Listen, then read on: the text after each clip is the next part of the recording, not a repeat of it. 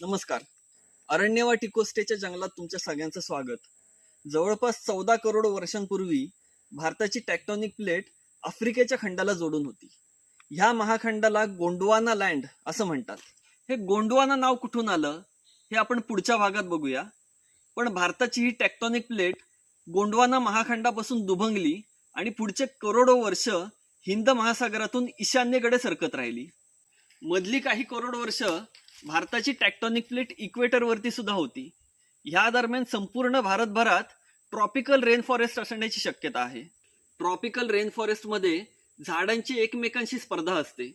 सूर्यासाठी हा सूर्यप्रकाश मिळवण्यासाठी झाडं उंच उंच जातात, एकमेकांशी स्पर्धा करतात.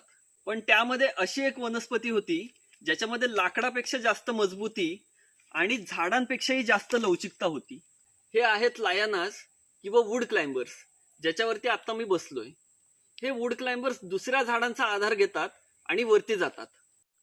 जंगलामध्ये एक प्रकारची फेक कॉम्पिटिशन तयार करतात आणि त्यामुळे झाडं उंच उंच जात जातात. जंगलांमध्ये झाडांचे हाय रायझिंग टॉवर्स उभे राहू शकतात. ह्या वूड क्लाइंबर्सने म्हणे करोडो वर्षांपासून भारताच्या टेक्टोनिक प्लेट सोबत समुद्री प्रवास केला आणि भारताचं जंगल समृद्ध केलं.